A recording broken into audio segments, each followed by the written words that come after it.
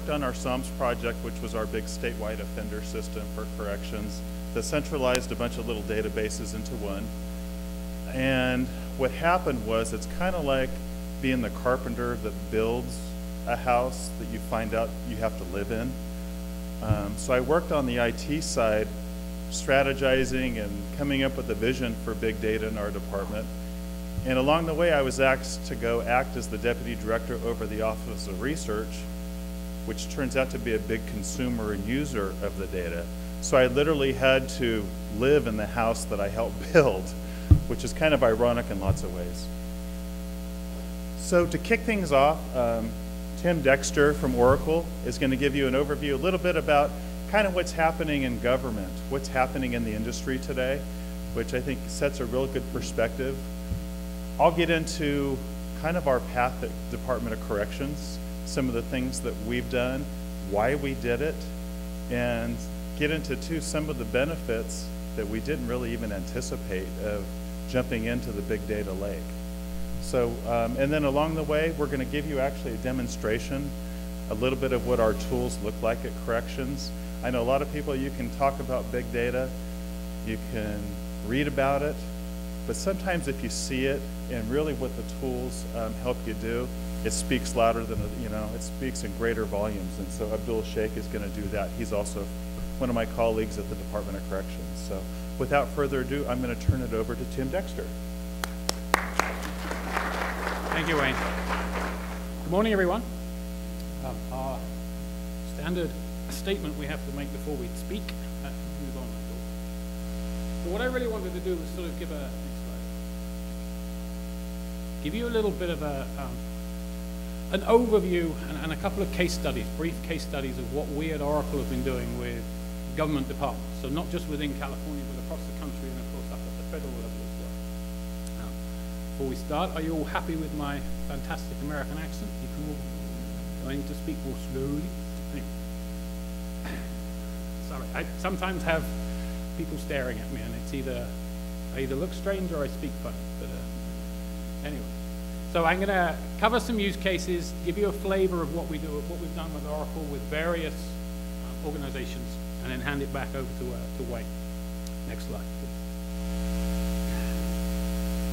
So really, if you think about big data within public sector, I've worked with public sector. I've been in the group probably 6 years now, and as this big data thing has hit, it's when you start to think about it. Within government, it's sometimes tough to think, how does that apply to us? Within the commercial world, where maybe a supermarket's collecting information about what you're buying, that's definitely big data, right? Millions of people buying millions of groceries every single week. They want to find patterns within there. What are you buying? What can we recommend you going forward? But within public sector, there are very much good examples of big data that really should be taken a look at. So one of the big ones, of course, is fraud prevention. So you've got masses of data coming in about people using various programs, and is there fraud going on within that group? So you've millions of people using it. That's a lot of data coming in, and you're starting to touch on some of the tenets of big data. So hopefully you've all heard of volume, velocity, variety, and value. There's a sort of 4 V's of big data. And really, you'll see with some of these cases, they all touch on one of those 4, if not more. So in terms of fraud prevention, you've got volume, and you've possibly got velocity coming in as well, as people are registering, people are accepting payments, and so on and so forth. If I go over to something like constituent sentiment, now that's a bit more of a nebulous aspect, and certainly probably 10 years ago was not relevant at all. It was very tough to get that constituent sentiment into your systems and then have any possible means of having any intelligent sort of extract out of that data. But now with the likes of Facebook, Twitter, people are commenting on government entities. They're commenting on their politicians, the programs they may well be in, but that's very, very unstructured data. So it's a very uncertain value. So you've got someone just literally writing a tweet. How do we extract any analysis, useful analysis out of that tweet? And there are now tools within that sort of big data toolbox that allow you to extract sentiment analysis. So was that a positive tweet about us, or was that something negative? Threat identification, that's another very, very important aspect of government and of pretty much life these days. So being able to find that bad guy in that sort of needle in a haystack. So we've got millions of records again, but we're trying to find that one record that we can then pinpoint and find that bad guy and take some action on top of that. So just some examples, but just to sort of dig into 3 or 4 specific examples. Next slide. Healthcare.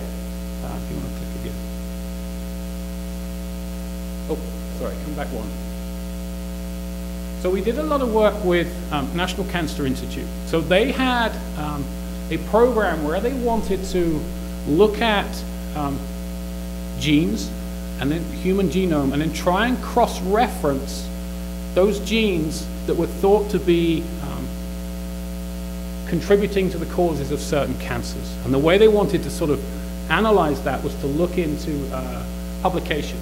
So where you've got studies going on, research going on within a paper that's being produced in the scientific environment community, they wanted to be able to cross-reference that. So you've got massive amount of genes.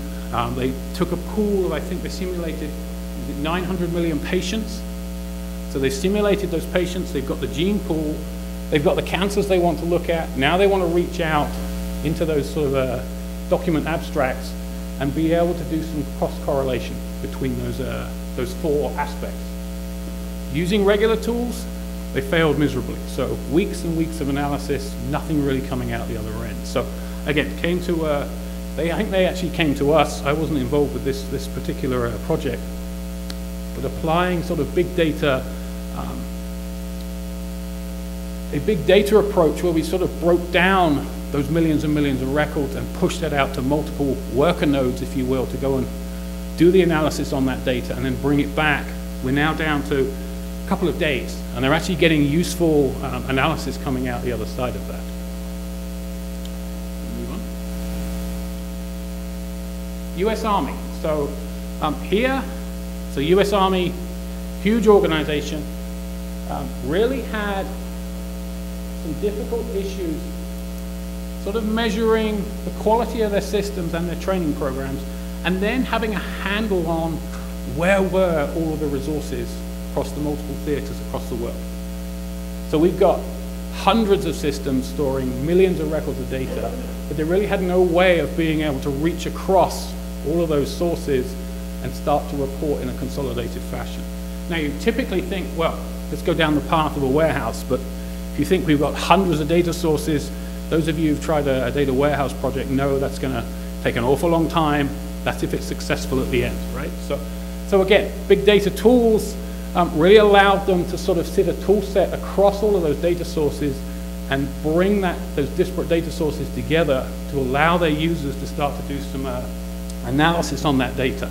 So very, very quickly being able to filter down through millions and millions of records with a few clicks that will be reaching across multiple data sources and start to see patterns within that data that perhaps they hadn't seen before.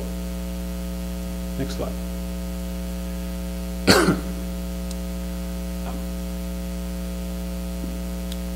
So, health insurance, again, another hot topic. And I've done some work with a state not too far away from here, where their health exchange, as part of the sort of funding for that, the federal government wanted them to do some reporting on top of their data. So they really want some information about what are the healthcare rates that are actually being paid, broken down by region within that state, broken down by age, smoker or not, those various aspects. That's one aspect of what needed to be done to get this extra federal funding. But what this particular group wanted to do was take that a step further and actually start to do a lot more analysis within their data. So they're really looking for things like fraud, being able to do things like user profiling for intrusion detection, and enhance the security on top of the system. So you're really looking at who's coming into the system, rather than what plans are they picking. So they went very, very quickly from, 28 days from purchase order to a in-production solution. So it's very, very fast to actually set this up, sit it on top of that data and start to get some useful analysis out of that state's sort of healthcare exchange data. Next slide. And then finally, cybersecurity. So this was really around not just fraud analysis, but really they wanted real-time analysis on who's on our system and what are they doing within our system. So that's typically after the newspapers have found out that you've actually lost a whole bunch of consumer data or constituent data from your system, it's normally a mopping up operation to find out where were they and how did they get at that data. This project was really trying to get real time. So as people are logging into the system and network packets are flying around on their network, being able to analyze that in real time and detect that intrusion as it's happening and being able to shut that down as quickly as possible. So I really covered the four in some detail, but it's really trying to give you a flavor of the different aspects of big data. So this velocity, variety, possible value, the volume of data as well. So really those four aspects, we're trying just to give you a flavor of those.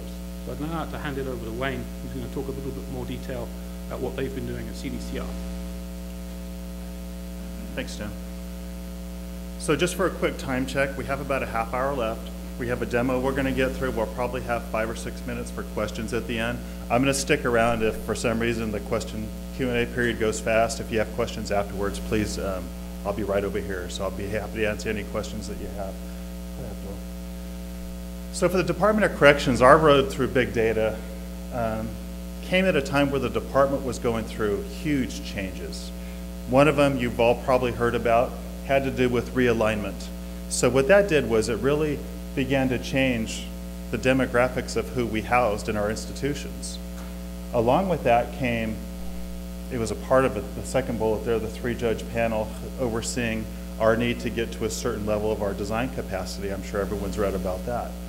So if you can picture as an organization, we were going through a huge change. Our culture was changing. What we did and how we did business was changing. We were being asked for a lot of data. We were being asked for a lot of different views of our data.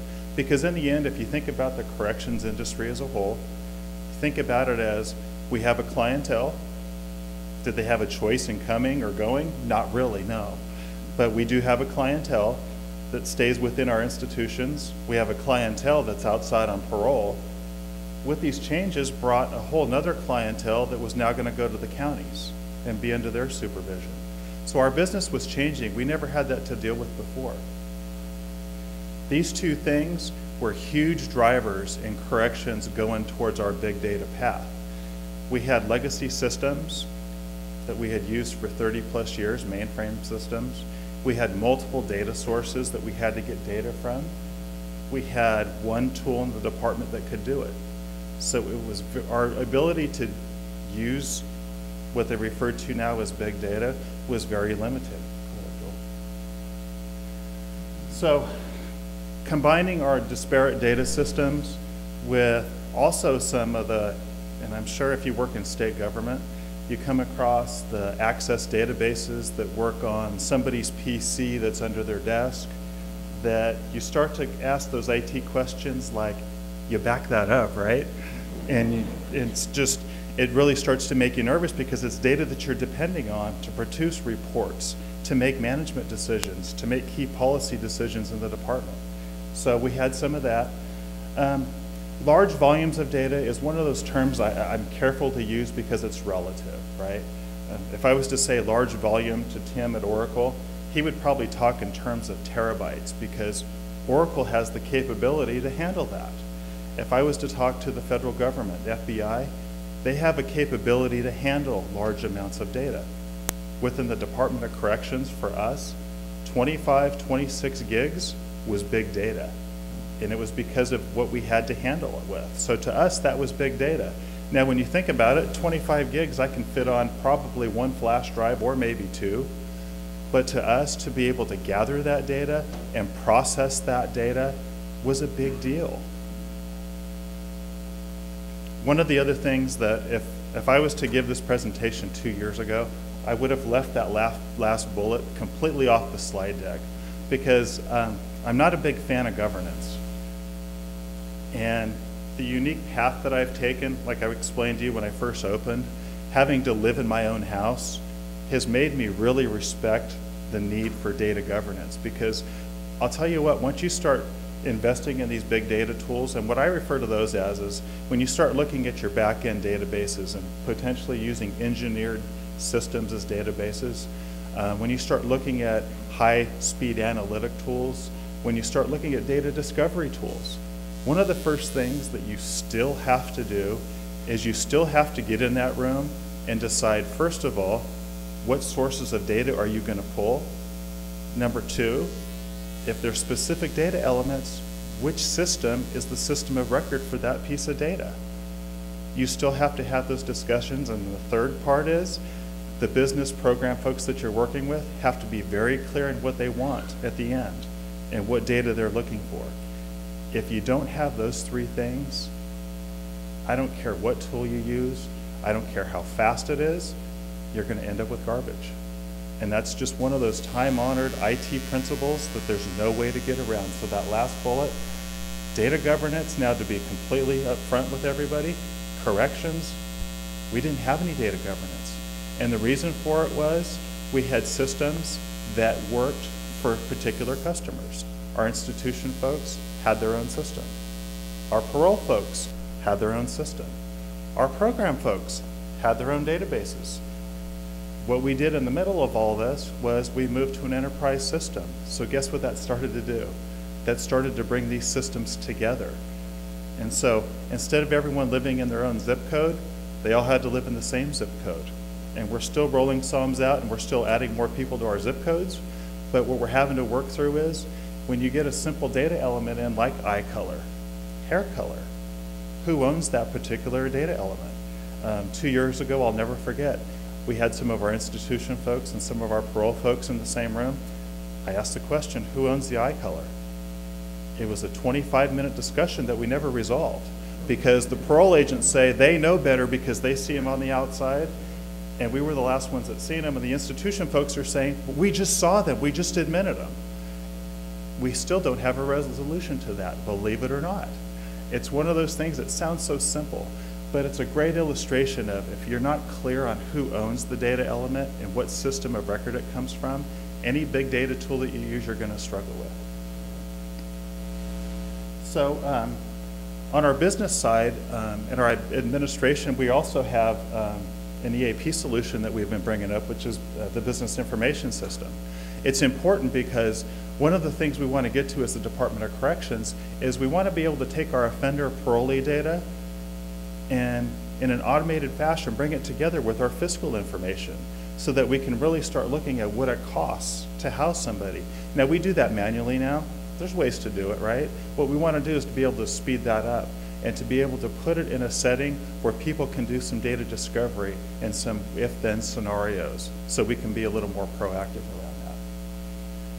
One of the first things that we did along this path for the Department of Corrections was we had to look at, here is where we want to get to, here's why we have to get there, what do we need to get there? And so it's no different than if you're going to go shopping, you know, at the local grocery store. You have to take a list of what you need, take a look at what you already have in the cupboard, and only buy what you need. If you work in state government right now, you know that money's not plentiful. The budget's better, but as far as getting into IT, as far as looking at expenditures per the departments, it's still something that has to be scrutinized heavily. Every dollar that we spend, we have to justify and make sure it aligns with our strategic plans. So one of the things that we had to do was we had to take a look at what we had already. So we already had gone through a database consolidation where we had multiple Oracle databases that we were able to combine on a piece of Oracle, enterprise database hardware, right? I wasn't going to say the name, but that's okay. You owe me $20 every time I say that, so I'm trying to be a little economical on it. So anyway, so that's what we already had in-house. So we were lucky in one front that we already had an engineered database that we already started to consolidate some of these things on. We were lucky that we already were using a piece of data discovery software. We were using it for a completely different purpose, but we were able to use that, upgrade it, and start using it as our data discovery tool. So we had some of the pieces there, we just had to come up with a vision on how to align them. So one of the things that if you worked in IT a long time, especially on the application side, not to shortcut our architecture folks or our hardware folks, is our Division of Rehabilitative Programs was our main business user for our first case studies. And it was because what they were charged with was how to evaluate programs that we were putting offenders through. What are the most cost effective? Which ones are we seeing the biggest benefits out of? So they had this first need to take this data from different areas, databases that weren't consolidated, and bring that data together to start making decisions on. So as you can see in the bullets up there, I'm not going to read through them. It's a pretty typical, if you were going to develop an application or develop anything, you start with what do they want to know out of the data? What data sources do they need? What's the system of record for that data? Where's it going to come from? And then we got to the last bullet where they had a lot of business cases. So there's a lot of stuff that they needed. So we had to prioritize those because what we had to do was get the infrastructure piece in place. We had to make sure that we had the database working a certain way. We bought a piece of analytical hardware that had to talk to that. And we had data from our SOMs, our new enterprise system, that we still had to go through the extract, transfer, load processes to get that data over. So there was a lot of ground layer infrastructure stuff that we had to do. Once we got that done, then we could jump to the application side and start working with our data discovery tool, to format it. There's a lot of power in it. So this is an example of the process that we went through. When we were looking at business cases, it's pretty traditional. We looked at what data sources they needed. We looked at what they wanted to get out of it. We looked at what problems are they trying to solve. And the expectations that we were able to set were, look, when we first do this first version of this, we're not going to be able to address all of your business cases. What we'll do is we'll take the top 1 or 2 business cases, make sure that we get those data sources in, and give you the ability to start using the tools to look at those.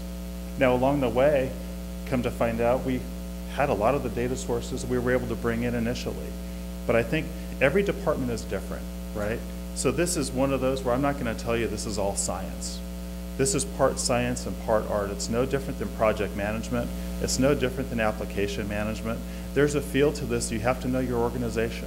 You have to know what their capabilities are. At the time, we were rolling out our enterprise system. We started to do some BI things, but at the time it was the same exact point in time where the 3-judge panel was very active. Realignment was still going. Our organization, it was all we could do to focus on those changes and to manage those. Nobody was ready to talk about BI at the time. Yeah, and that's specific to the Department of Corrections and Rehabilitation.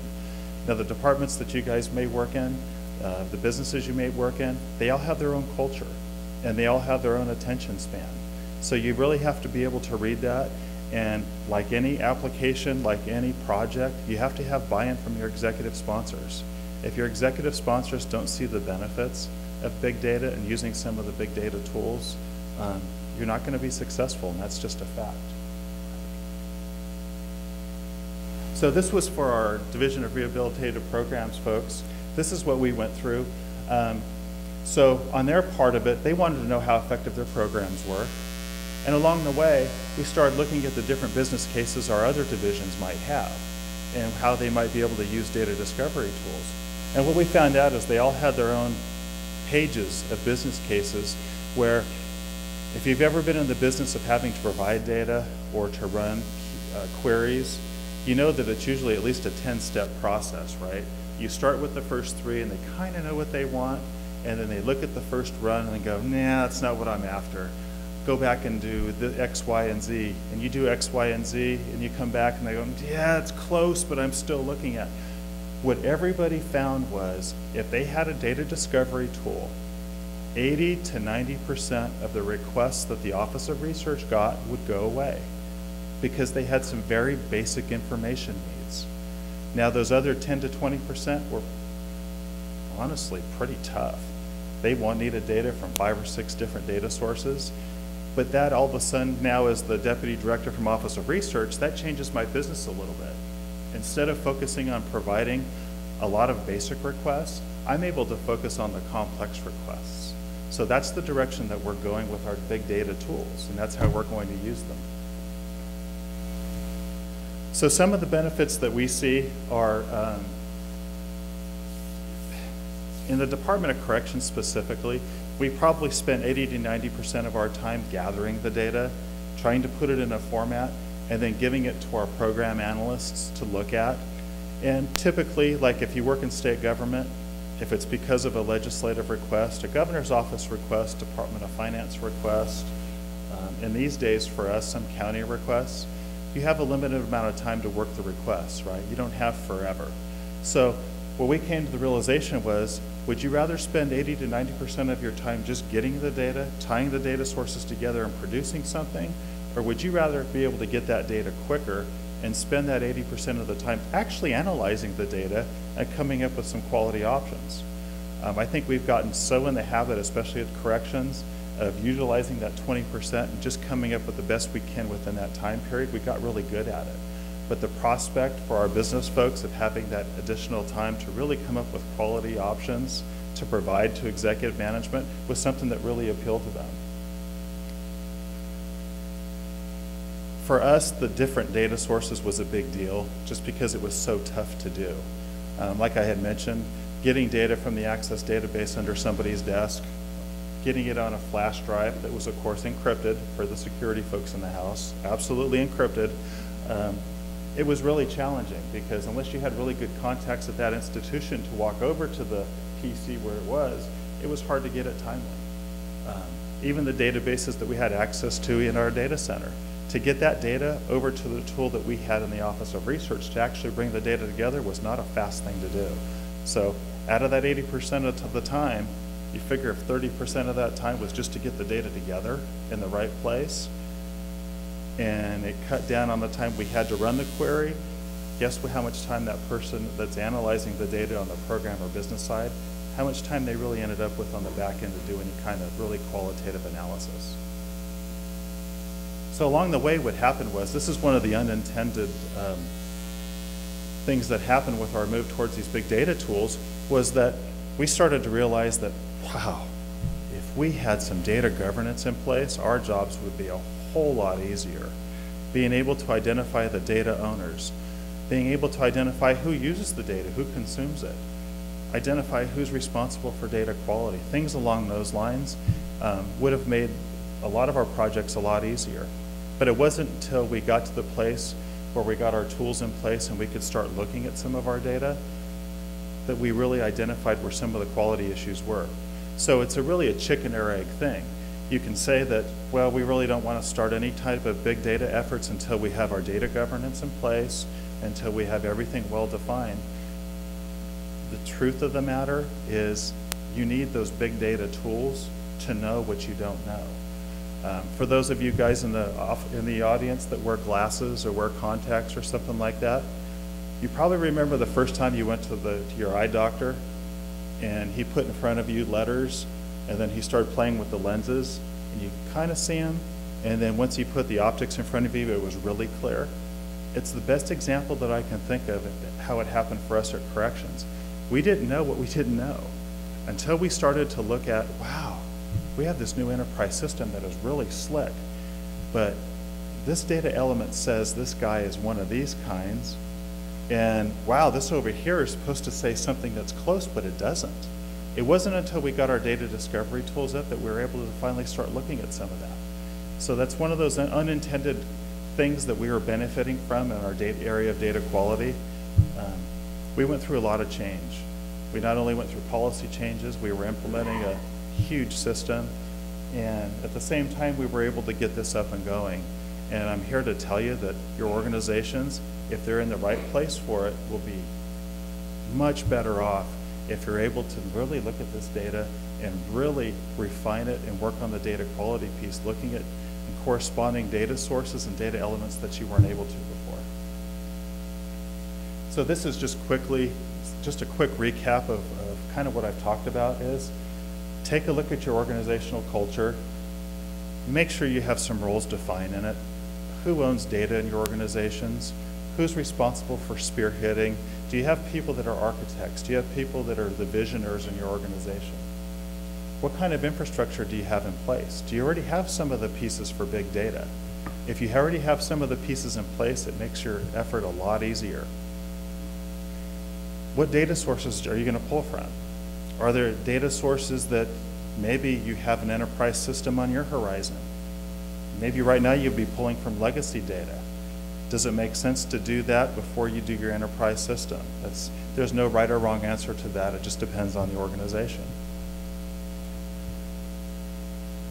So one of the key concepts we went by was we wanted to start really simple. So we knew that if we started trying to solve all of our program's business cases with the first iteration, the first release of our data discovery tools, that we wouldn't be successful. So we took what their bigger business cases were, but they were also fairly straightforward, and we started with those. At the same time, we looked at our data sources and we looked at what they were currently sitting in. Were they SQL databases? Were they Access databases? How were we going to work out the extract, transfer, and load over into our Exadata? Ching. I should have a bell, huh? Boom. How are we going to do that? Because that's important stuff that you have to work out on the infrastructure piece of it.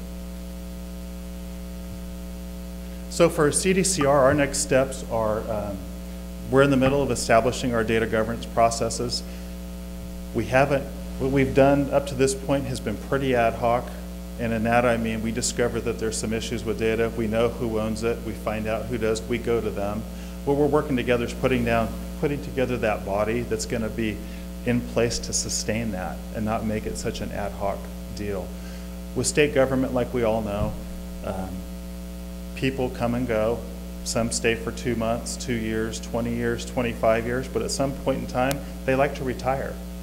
And what you need is you have to be able to sustain that.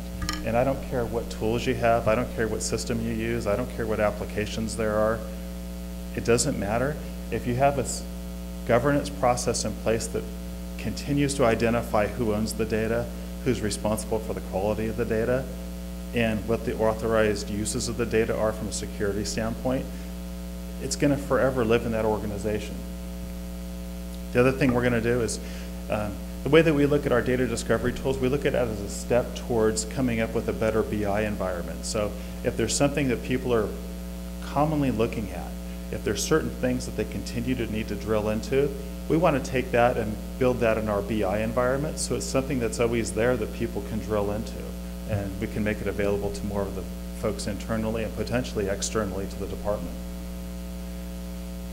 One of the things we're working towards too is you can read a lot about it on whatever website you like to go to, but data management, the new buzz term for it is information management, is a key part, especially in state organizations, that we're just starting to grasp.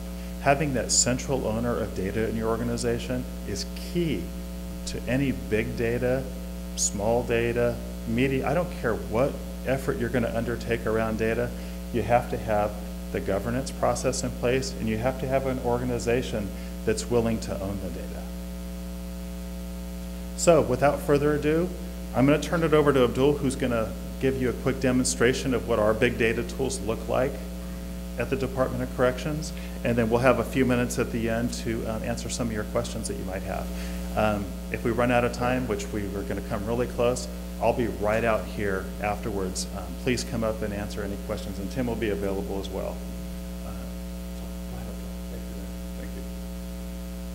So while I switch over to the demo portion of it, a couple of things I wanted to just bring up here.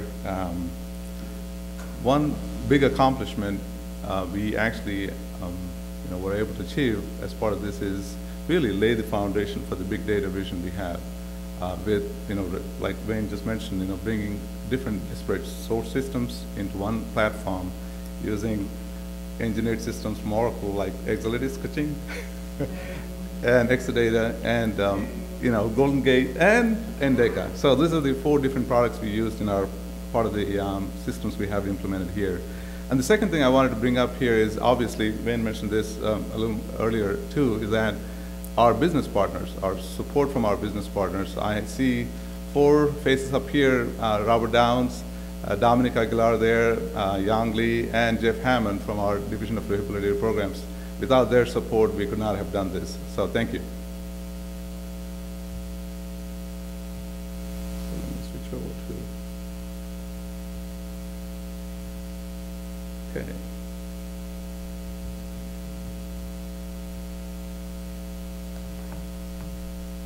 Now, for confidential reasons, in fact, we were going to do actual demo using our system connecting from here, but for some of the data that we see in here is confidential, so instead of doing an actual demo, we actually switched over to kind of like a slideshow, but you will see the system's screenshots here. So let me get into that. So the first picture that you see up here is more like a dashboard of our Endeca system, where you can see on the top the metric bar up there. It actually shows the number of active inmates in our system. It's coming from one of the enterprise systems like SOMS that Wayne just talked about.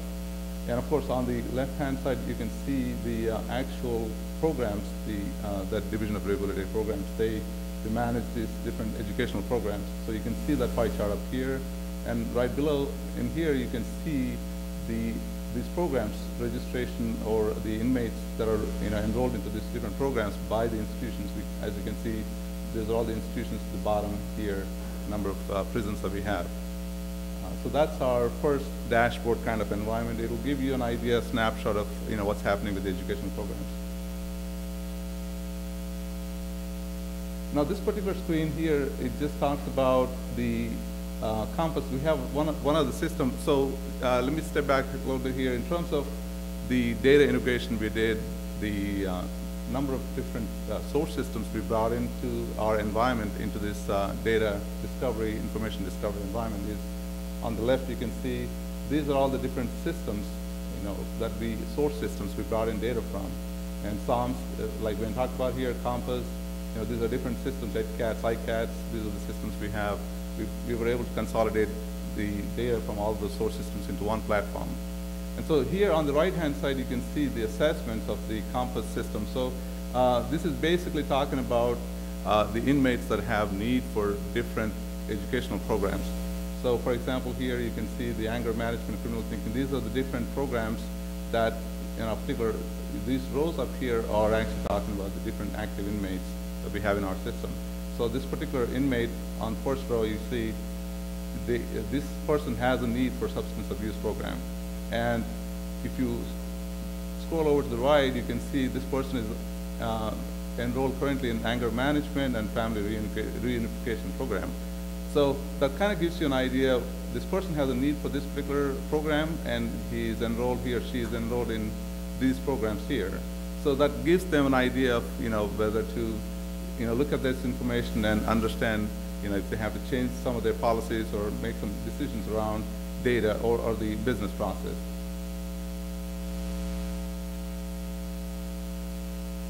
So this particular screen up here, it talks actually about our number of inmates that are actually enrolled in educational programs. By the way, you can see up here, different tabs, but this particular tab that I am highlighting right now is educational program.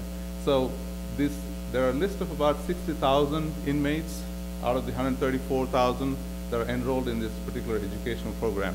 So that's the listing of all those inmates that are enrolled in this program right here. By the way, there's also another system which is called ICATS up here that tracks the rehabilitation program needs, not just the educational program. So I'm just showing one of the components up here.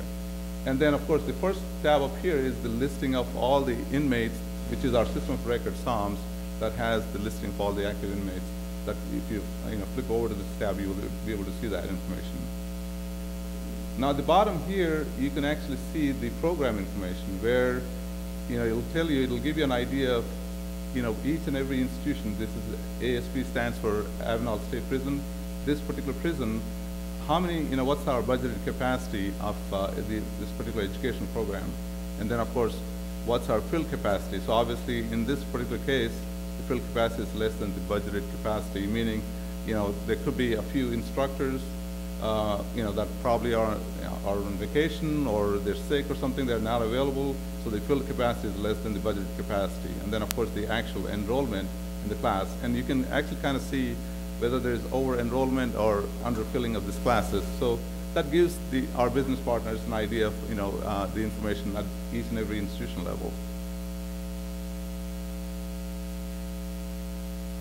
Now, once we have this kind of information consolidated from different systems, the other unique feature or benefit of this tool is actually you can drill down, so by using the filtering criteria. So, so you can do filters. For example, here now, I want to just understand the career technical education, CTE, number of inmates enrolled in this particular class or in this particular program. So I can, drill down by just clicking one of these programs out of this system, and then actually show the results on this side. Actually, this is the first screen. Once you click and then hit the submit button, you'll get to the next screen and you'll see that information. In here, you can see it in a different, ways of presenting this information. Basically, that you can see this information is in a chart format here, or pie chart, also in a bar chart here. So the total number was 6,578 inmates that are enrolled at, in the career technical education program. So, and then you can see the breakdown by the institutions again, Avenal State Prison, etc. So you can see that information up here.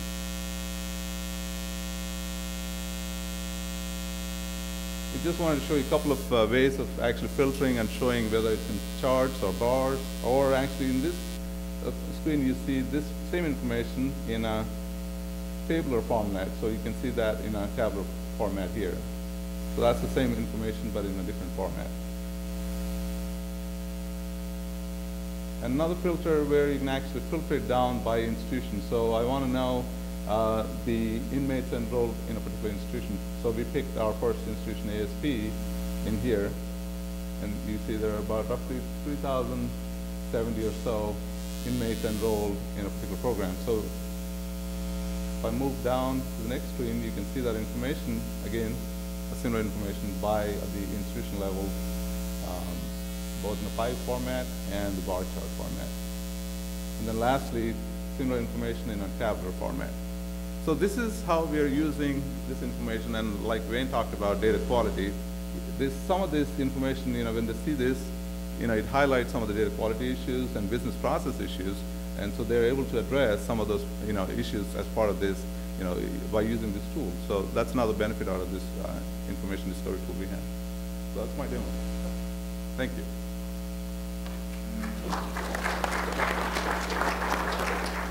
And to give you perspective too, as you're drilling through these, it's no different than if you guys have gone to those websites where you're looking for a particular restaurant, let's just say, that's in Folsom, that's Italian. It literally is moving that fast as you're drilling through that. I mean, the performance is just crazy fast. We have a few minutes left. Does anyone have any questions that we can address? Or, sir?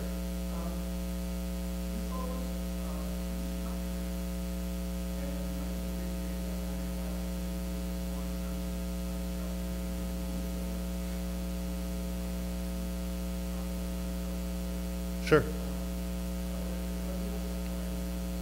So a lot of these applications are dealing with structured data. One of the things as a department we're building towards is there's two clienteles that we're going to, not clienteles is the wrong word. There's two groups we're going to have to start working with. One is our counties in the state of California. The other are social media sites. That's part of our future vision, is we want to be able to take data in from both of those, which is going to be unstructured. We do have some unstructured data that lives within our applications that's in form of free text, pictures, things like that, that we do have the capability now to process those. But for the most part, you're absolutely right. A lot of it is structured. As Tim was mentioning at the beginning, the time it would have taken us, though, to build a formal data warehouse, even with all structured data, we just didn't have the time. With some of the policy pressures that we had, some of the demands we were getting, we didn't have time to go through and build that. We also didn't honestly have the capability to know how good our data was. So what this helped us do was to get a lot of that structured data in one place, be able to look at how good it was, and give us the capability to do the quick queries we needed to look at the data quality, but it also is helping us start to build our data warehouse because we know what those common things are now to build towards, and we didn't before. So.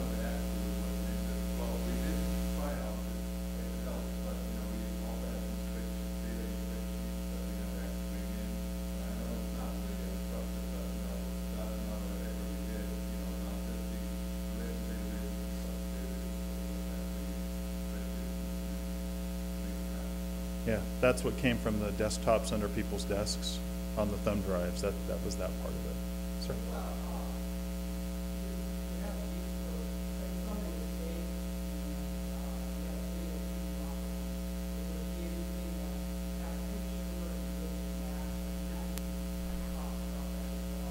So one of our future uses is, so the question was, basically I'll paraphrase, do we have any plans to use video that we do take? Absolutely. That's one of the things. There are some tools out there recently that are able to take some of the face capture type technology, and it gives us the capability to do that, whereas we wouldn't have. So it's really for us, it's a foundational layer to be able to look at doing some of that stuff. You're absolutely right. Yes, ma'am.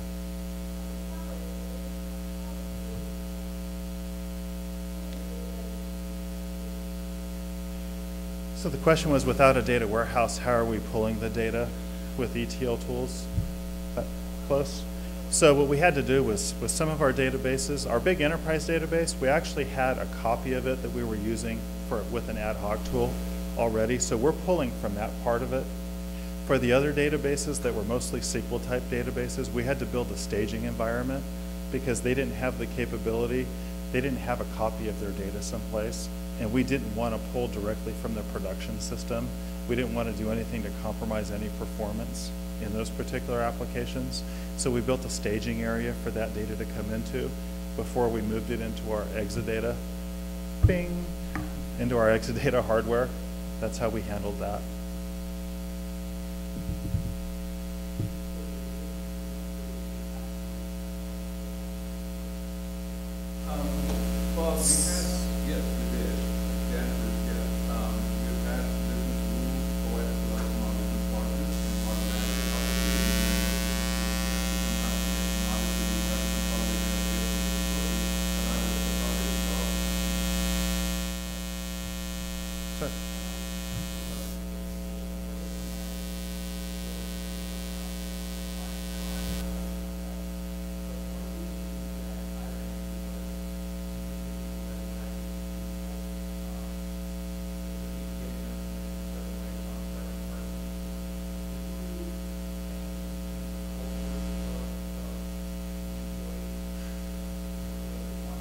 Great question. So his question was, he's from the education field, and they're having to, I'm going to paraphrase, they're trying to build the business case, basically, for people to change how they get data.